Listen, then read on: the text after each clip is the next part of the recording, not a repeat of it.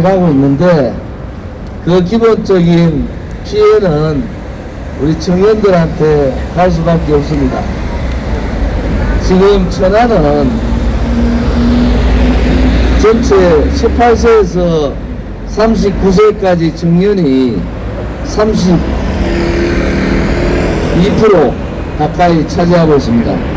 그야말로 천안이 대한민국의 가장 청년의 도시다 이렇게 볼 수가 있고요. 또 대학생들이 11개 대학에 8만여 명의 대학생들이 지금 학교를 다니고 있는 이곳이 천안이지 않습니까? 그런데 제가 오늘 천안의 이 청년들이 가장 많은 곳에 제가 이렇게 마이크를 잡은 것은 과연 여러분들의 일자리를 누가 뺏어갔는가? 실질적으로 여러분들이 공정한 경쟁을 통해서 일자리를 찾아야 되고 또 대학을 졸업하고 일자리를 만들어내야 되는 그러한 상황인데도 여러분들의 일자리를 누가 뺏어갔는가? 이 부분에 대해서 우리 심각하게 논의를 좀 했으면 합니다. 실질적으로 문재인 정권 들어서 민주노총의 제일 요구사항이 성과급 폐지입니다. 왜 문재인 정권 들어서 민주노총이 제일 요구했던 성과급 폐지가 왜 청년 일자리에 큰 영향을 미쳤는가? 여러분들의 일자리를 누가 뺏어갔는가? 그것은 바로 민주노총이 여러분들의 일자리를 뺏어갔다 이렇게 보시면 됩니다. 지금 저보다 나이가 좀 어린 분들, 조금 나이가 작은 분들이죠. 현대자동차는 62세 정년을 64세 정년으로 올려달라고 그래요. 여러분들이 2년 전년 연장되면서 여러분들의 사회 진출에 대한 일자리가 반토막이 났습니다. 그걸 알면서도 문재인 정권은 일자리 반토막을 막기 위해서 박근혜 정부 때 했던 성과급을 3개월 만에 폐지해버립니다. 그래서 여러분들이 일자리가 굉장히 어려워진 상황이 됐는데 결과적으로 국민들을 속이는 거죠. 여러분 청년들을 속이는 일자리 창출을 하지 못하는 또 민노총에 의해서 실질적으로 일자리가 반토막 청년들의 일자리가 반토막 난 상황들을 그냥 국민들을 속이는 방법으로 17만 8천 명의 공무원 정원을 시킵니다. 17만 8천 명의 공무원 정원에는 30년 공무원 기간을 따지면은 330조가 들어가거든요.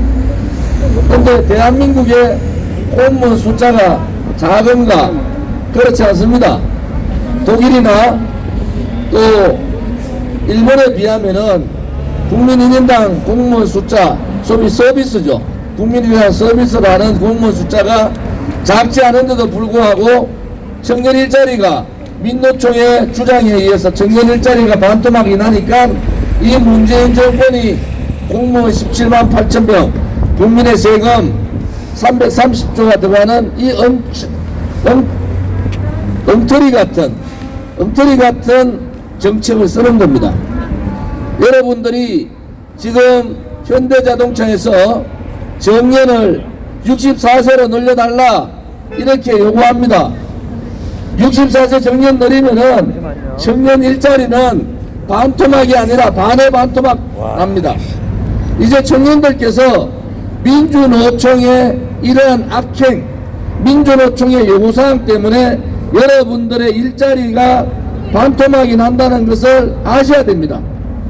또한 민주노총은 공정한 경쟁의 기회를 고용세습이라는 이름으로 민주노총은 고용세습을 지금 자행하고 있는 거예요.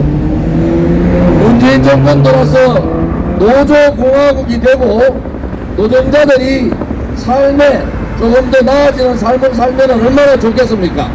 그런데 민주노총은 문재인 정권 들어서 50만이 늘었는데 그들이야말로 귀족 노조들입니다. 기종노조들, 대기업의 노조들이 민주노총의 주축을 이루고 있고, 그 민주노총은 청년 여러분들의 일자리를 걱정하는 것이 아니라 그들의 기득권을 지키겠다. 소위 말하는 정년 연장을 2년을 연장 더 해달라, 이렇게 얘기하고 있는 겁니다. 결국 대학을 졸업하는 많은 사람들이 일자리를 강탈당하고 있다. 민주노총에 의해서 일자리가 강탈당하고 있다. 왜냐 그러면은 임금이 신입사원 임금의 2배 내지 2배 반을 받고 있는 기본적인 퇴직을 해야 될 사람들이 퇴직을 하지 않고 2년 내지 4년을 연장을 하면은 청년의 일자리는 갈 곳이 없어지는 겁니다. 기업이 생산을 해서 성장을 통해서 일자리를 만들어야 되는데, 이 문재인 정권이 얘기하는 신케인즈 경제 이론을, 소득주도 성장이라는 이론을 가져와서, 소득주도 성장의 핵심은 최저임금과 52시간 근로제입니다. 사회주의 나라 남미에서도 한 번도 성공하지 못한 소득주도 성장 이론을 자본주의 시장경제가 안정되어 있는 대한민국에 도입을 함으로 해서 대한민국의 경제 자체의 근간이 흔들려 버린 겁니다. 실질적으로 그들이 가고자 하는 길은 자유민주주의 체제의 자유시장경제가 아니라 소위 말하는 사회주의 경제정책을 세겠다는 거 아니겠습니까? 제가 전국에 65군데의 5일장을 다녀봤습니다. 그분들의 한결같은 얘기가 최저임금, 급속한 최저임금 인상 안 된다. 현재로 봐서 박근혜 정부 때의 최저임금 배를 올렸는데 그것이 실질적으로 많은 국민들한테, 어려운 국민들한테 그 혜택이 가면 옳은 정책이에요. 그런데 실질적으로 최저임금 인상은 시장에서 거부를 해버렸잖아요. 두 사람 쓰던 일자리 두 사람 내보내고 가족 형태의 자영업이 생겨나고, 한 사람 쓰던 사람 내보내고, 결국은 그 피해는 고스란히 청년들한테 가는 겁니다.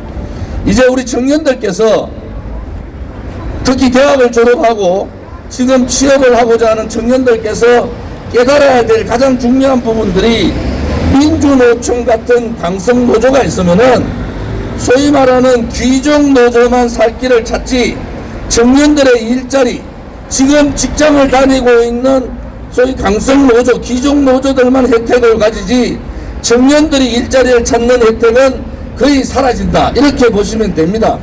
그래서 우리 공화당과 저 조원진은 민주노총 해체를 공약으로 건 겁니다.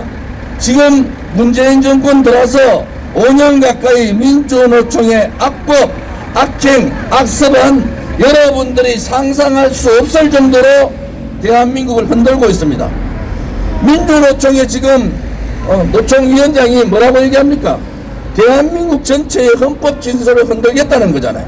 체제를 바꾸겠다는 거잖아요. 노조 활동도 제대로 강성노조를 위해서만 활동을 하고 있는 민주노총이 대한민국 체제를 근간을 흔들어 버리겠다, 이렇게 선언을 하고 있습니다. 반헌법적 행위들을 수도 없이 하고 있음에도 불구하고 문재인 정권은 민주노총에 무슨 약점이 잡혔는지 꼼짝을 못하고 있습니다. 결국은 민주노총이 여러분들의 청년들의 일자리를 반통냄과 동시에 또 그 민주노총이 고용세습, 민주노총의 노총 직원들이, 노총 소속 조합원들이 고용세습을 통해서 새롭게 공정하게 들어갈 수 있는 일자리를 파괴해버리는 그러한 공정 파괴 행위를 민주노총은 서슴없이 할 것입니다. 여러분들이 볼 때 문재인 정권 들어서 17만 8천 명 공무원 늘으니까 야, 일자리 없는데 공무원이라도 가야 되겠다, 이렇게 생각하시는 분들이 계실 것 같은데, 여러분들이 생각하는 그 일자리는 바로 재정, 돈으로 메꾸는 일자리입니다. 우리가 수요로 필요로 하는 공무원 숫자는 지금이 적정한 수준인데도 불구하고 17만 8천 명 330조를 들이면서 공무원을 늘리겠다는 것은 여러분들의 눈을 가리는 거예요. 이제 눈을 뜨셔야 됩니다. 대한민국을 위해서 또 우리의 청년들을 위해서 무엇이 정확하게 어떤 정권이, 어떤 정당이, 어떤 정치인이 실질적인 청년들에 위한 일자리를 마련할 수 있는가. 이제 대한민국은 상실의 시대가 된 거예요. 상실의 시대는 정치에 있어서는 통합의 정의라는 통합의 정의가 상실된 거예요. 두 번째, 경제는 성장 동력이 상실한 겁니다. 이 문재인 좌파 정권은 사회주의 경제 정책을 가지고 성장보다는 분배 위주로 갔지 않습니까? 결국은 그 분배는 뭡니까? 세금에 의한 일자리 만들어내고 또 나눠주고 국민을 그야말로 개돼지 보듯이 하는 거예요. 이제 국민들께서 이 문재인 좌파 정권의 소득 주도 성장을 완전히 뿌리 뽑아야 됩니다. 세 번째, 더 안타까운 것은 젊은이들의 신분 상승, 자본주의 국가에서 돈만을 가지고 신분 상승을 할 수 있는 건 아니지 않습니까? 교육을 통해서 혹은 일자리를 통해서 혹은 자금을 통해서 신분 상승을 하는데, 문재인 정부이 가장 잘못한 것이 젊은이들에게 희망을 뺏어버렸어요. 그 희망은 신분, 나도 열심히 일하고 열심히 돈 벌면은 작은 13평부터 25평, 35평 집을 살 수 있다. 나도 결혼해서 애를 낳을 수 있다. 라는 그러한 희망을 뺏어버린 정권이 바로 문재인 정권입니다. 그것이 뭡니까? 가장 안타까운 우리 청년들에게 미래에 대한 희망을 뺏어버린 정권이 좌파 독재 정권, 바로 이 덜 떨어진 좌파들의 경제정책입니다. 우리 공화당이 얘기하는 것은 국민의힘이, 소위 말하는 문재인 좌파 독재 정권이 나라의 체제를 침탈하고 자유민주주의 체제를 침탈하고 자유시장 경제를 신케인즈 이론이라는 말도 안 되는 이론을 가져와서 대한민국을 실험장 만들고 또 자유우파, 우리 자유우파의 위대한 역사를 좌파의 역사로 바꾸는 작업을 4년 7개월째 했지 않습니까? 그 결과는 뭡니까? 대한민국은 전 세계에서 가장 품격이 떨어진 나라, 대한민국의 국격은 김여정한테 그런 막소리를 듣는 그러한 나라가 되어버렸어요. 대한민국의 역사는, 대한민국 국민은 전 세계 누구한테도 이렇게 멸시당한 적이 없습니다. 대한민국의 많은 국민들이 종전선언 하면 안 된다, 대한민국 철수하면 안 된다, 전자권 해소 안 된다, 이렇게 얘기하는데 혼자 대통령이라는 자가 유엔 가서 종전선언 해야 됩니다 했더니 상대의 자유우방 국가들이 저 사람 이상하다는 거야. 나라가 전부 다 코로나 때문에 전 세계가 다 죽게 되는데 자기 혼자 종전선언 해야 됩니다. 김정일 좀 만나주세요. 시진핑 좀 만나주세요. 이런 덜 떨어진 짓을 하고 있는 게 지금 대한민국의 저 붉은 저과대의 꽈리를 털고 있는 주사파 정권 문재인 정권입니다. 문재인이야 어차피 6개월 있으면 나갈 사람이에요. 이제 대한민국의 방향을 잘 정해야 된다. 문재인보다도 더 새빨간 이재명이가 정권 잡으면 되겠습니까? 일반 소시민들도 갖춰야 될 도덕성, 가족관계, 또 양심, 국가에 대한 정체성, 이재명이 머리에 자유민주주의 체제라는 정체성이 들어가 있는지, 자유시장 경제가 들어가 있는지, 아니 식당 차리는데도 허가제 합시다, 말 뱉어놓고는 안 되니까 또 주워도 않고, 그렇게 거짓과 선동과 조작, 그러한 자가 대한민국의 대통령이 돼서 되겠습니까? 최소한도로 가족관계에 있어서만큼은 신뢰와 존경이 있는 그러한 사람이 대통령이 되고 대한민국의 지도자가 돼야 되는 거 아닙니까? 그런데 대한민국의 정치인이 아무리 지도자가 없다 하더라도 이재명과 같은 문재인보다도 더 새빨간 사람이 대통령 되면 안 됩니다, 여러분. 그래서 우리 공화당은 제가 지금 출마 선언을 해서 한 달이 지났지만은 분명하게 국민의 열망인 정권 교체하자. 그런데 정권 교체도 해야 되는데 중요한 것은 이제 정말 돈 밝히는 놈들 정치판에서 몰아내자는 거예요. 이제 나라가 무너지고 체제가 무너지고 뻥방역 때문에 백신 수급 실패 때문에 대한민국의 절반이 중단되도록 만들었는 이 문재인 정권하고 4년 7개월 동안 싸우지 않고 뒤에 도망가서 굴종하고 그렇게 있는 그러한 정당, 대한민국의 정체성을 확실하게 가져야지 않은 그러한 정치인은 이 판에 같이 몰아내자는 겁니다. 제발 정치하는 사람들, 돈 먹고 비리에 얽힌 사람들은 삼짓 아웃이 아니라 원아웃으로 완전히 날려야 된다. 우리 공화당은 그런 거예요. 깨끗한 정치, 당당한 정당, 부패하지 않는 정체성이 확실한 정권을 만들어내자. 이렇게 하는 겁니다. 그런데 윤석열이는요, 그렇게 하는 사람입니까? 뇌물 한 푼 받지 않은 박근혜 대통령한테 45년 구형을 때렸어요. 그러고 난 다음에 보수 우파 국정원장 3사람 다 감옥 보냈습니다. 이재수 사령관 치욕에 떨면서 자살했어요. 그러한 자가 자유우파를 대신하는 우파의 지도자다. 이렇게 국민들이 얼마나 답답했으면은 문재인 정권의 폭정, 악법, 악행, 악습에 얼마나 시달렸으면은 저렇게 이재명 같은 사람, 윤석열 같은 사람을 대통령 만들어줘야 된다. 그래도 이재명보다야 윤석열이 안 나왔나? 그러니까 윤석열이 대통령 만들고 정권교체하자. 저도 11월 5일날 출마 선언할 때 저도 통합의 문을 열어놓겠다 했어요. 그런데 일주일 전에 김종인 영감이 느닷없이 연합신문하고 연합하고 유소하고 인터뷰 중에서 뭐라 했는지 아십니까? 윤석열이가 정권 잡으면은 권력 구조를 개편해야 된다. 정계 개편해야 된다니. 그러고 했던 말이 뭡니까? 민주통합정부 만들겠다. 이것들이 미친 것들 아닙니까? 지금 대한민국의 국민은 윤석열이가 붉은 적폐를 청산해라.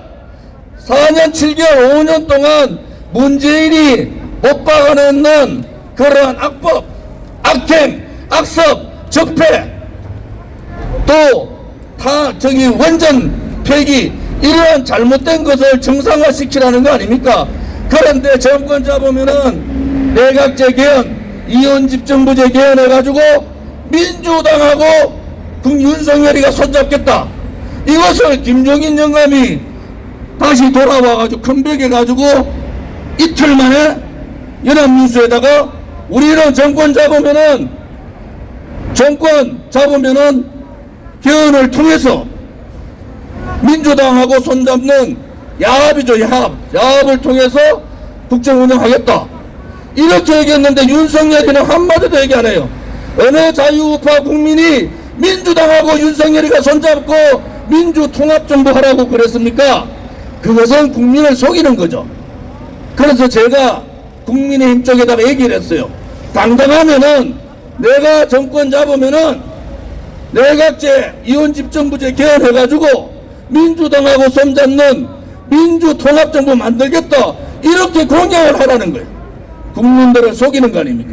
정권 교체는 해달라고 그러고 정권 교체하면은 적폐청산 하겠습니다. 윤석열은 떠들고 선대위원장이라는 김종인 영감은 우리가 정권 잡으면은 권력교체, 정권교체를 통해서 개헌을 통해서 민주당하고 손잡는 민주통합정부 만들겠습니다.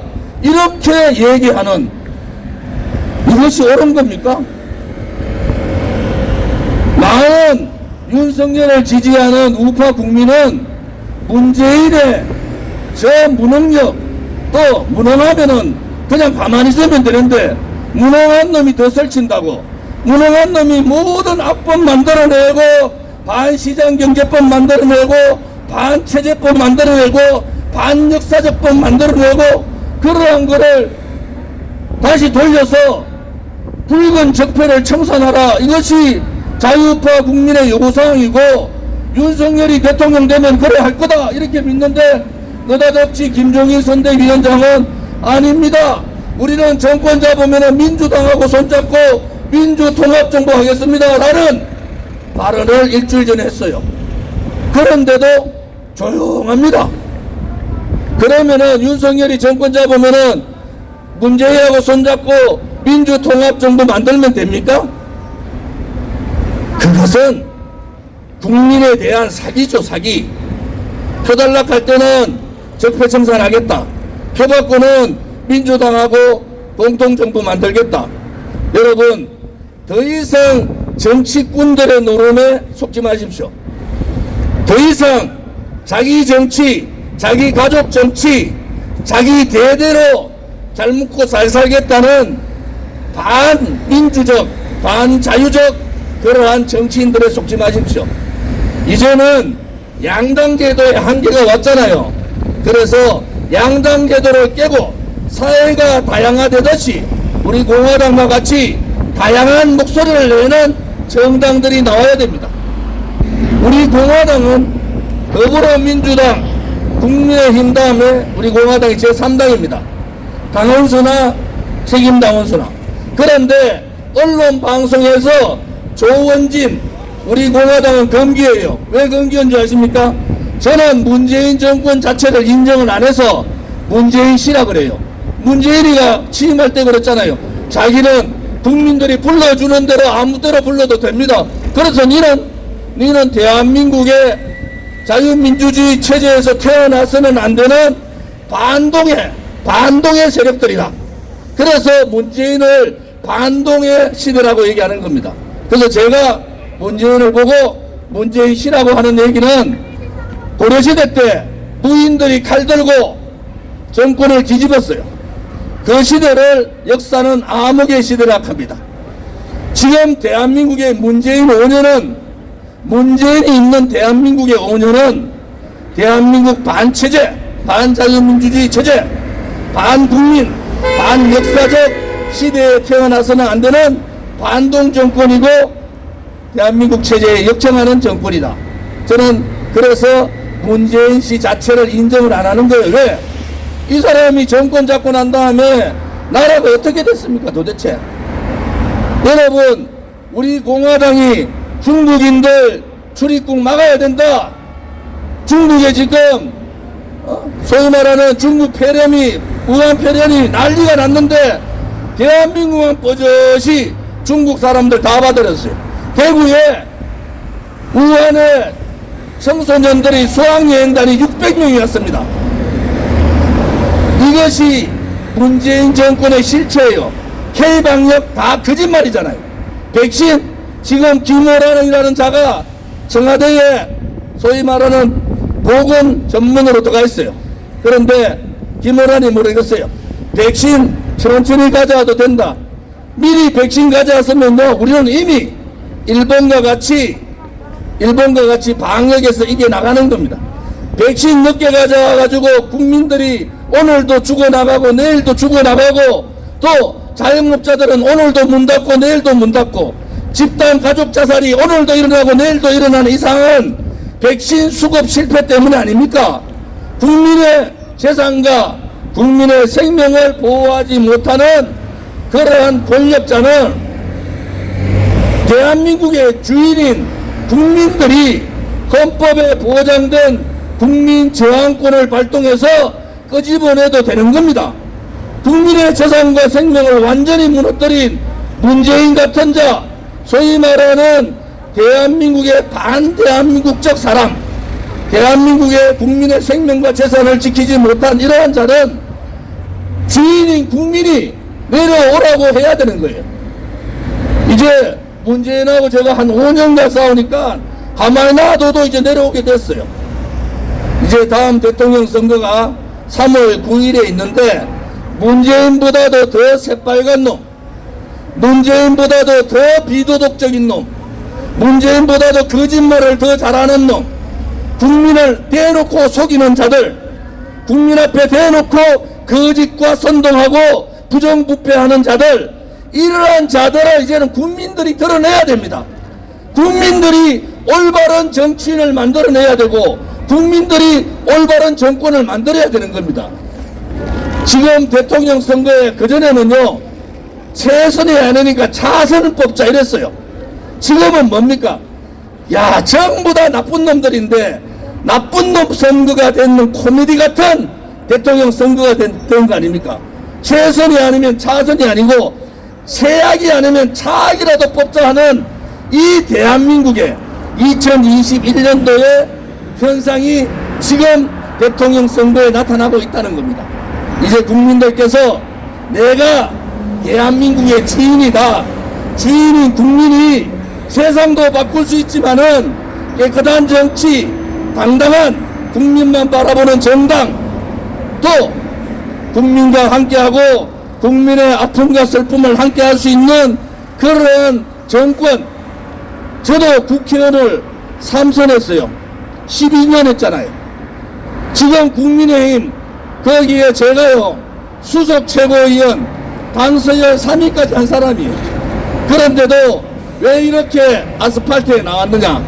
문재인 정권의 촛불은 혁명이 아니고 쿠데타입니다. 쿠데타. 촛불을 국민을 속여서 쿠데타를 통해서 권력을 찬탈한 자들이에요. 이제 국민들께서 깨달으셔야 됩니다. 이렇게 젊은이들에게 희망을 버리고 자영업자 서민들이 살아갈 수 없도록 만드는 이 웰빙 정당들, 돈 가진 놈들의 정당, 깨끗하지 못하면서도 돈 갖고 있으면서도 그 돈에 미쳐서 환장하는 그러한 정치인, 이런 부정부패 정치인을 국민들이 몰아내야 되는 거예요. 국민들이 내가 주인인데 왜 내 돈을 너가 도둑질 해먹냐? 대장동급 같이 2조 도둑질, 2조 아십니까?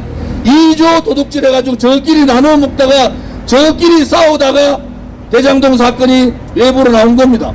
대장동 문제는 돈을 만든 자, 돈을 설계한 자, 그 자가 공범이에요.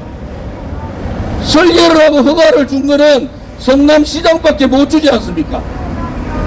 그러면은 민주당은 대장동 사건, 이재명은 특검합시다 하고 민주당은 안 된다, 윤석열이도 특검합시다 하고 뒤에서는 적극적이지 않아요. 대장동 문제는 여야를 떠나서 대국민 사기극이잖아요. 그래서 특검을 통해서 여야 부정부패자들 다 집어넣어야 된다. 또 성남시만 그렇습니까? 지금 기초단체 장들이 용도 변경해주고 토지 변경해가지고 엄청난 수입을 잡는 사람들이 있어요. 특혜개발사업 인가해주고, 이거 전국적으로 다 조사해서 이참에 대장동 같은 특혜 부정부패 비리뿐만이 아니라 전국의 건설 비리를 완전히 뿌리 뽑자. 그래야지 나라가 똑바로 서지 않겠습니까? 그런데 제가 이 얘기하니까 민주당이나 국민의힘이 다 벌벌벌 떨고 있어요. 이제 국민들께서 깨달으셔야 됩니다. 누가 정말 올바른 정치를 하고, 누가 정말 대한민국의 미래를 걱정하고, 누가 정말 청년들의 일자리를 걱정하는지 이제는 청년들께서 깨닫고 주인인 국민들이 깨달아서 그 답을 이번 대통령 선거를 통해서 그 답을 내주셔야 됩니다. 이런 식으로요 또 속으면요 5년 동안 또 탈나는 거예요. 전부 다 분노해가지고 화가 나지 않습니까? 이참에 정말 부패한 정치인들, 무능한 정치인들, 또 대한민국보다는 자기 개인만 생각하는 그러한 정치 정당들 싸그리 정권교체와 동시에 정치혁명도 같이 이루자 하는 것이 저 조원진의 생각이고 우리 공화당의 생각입니다. 아무튼 젊음의 도시, 청년의 도시 천안에 와서 이렇게 여러분들하고 만나서 이렇게 말씀을 드릴 수 있는 기회를 주셔서 감사를 드리고, 국민 여러분 힘내십시오. 그래도 정치인들이 다 섰고 국민들이 뽑을 수 없는 그런 자들이 대통령 하겠다 나오더라도 여러분이 선택만 잘하면은 나라는 바꿀 수가 있는 겁니다. 여러분의 선택이 대한민국의 미래가 달려있고 여러분들의 아들, 딸들, 손자, 손녀들의 미래도 달려있다. 이런 생각을 해주시고 신중하게 생각하셔서 대한민국의 미래를 위해서 위하는 것이 여러분의 손자, 손녀를 위하고 또 여러분 자신을 위하는 거다. 이런 말씀을 드리면서 오늘 천안에서의 거리 정책 간담회를 마치겠습니다. 고맙습니다.